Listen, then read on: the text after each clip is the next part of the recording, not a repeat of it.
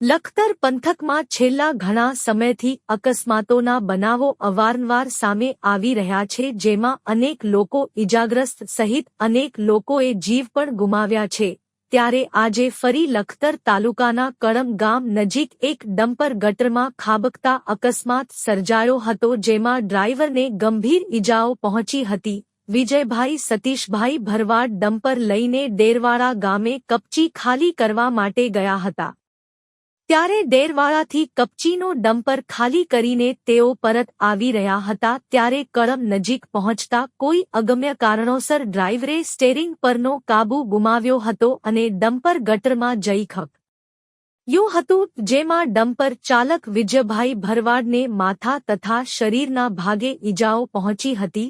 અકસ્માતને પગલે રાહદારીઓ દ્વારા 108ને જાણ કરવામાં આવતા લખતર 108 તાત્કાલિક ઘટના સ્થળે પહોંચી ગઈ હતી અને ઇજાગ્રસ્ત ડમ્પરચાલકને સારવાર અર્થે લખતર સરકારી હોસ્પિટલ ખાતે ખસેડવામાં આવ્યો હતો। રિપોર્ટ જયેન્દ્રસિંહ ઝાલા।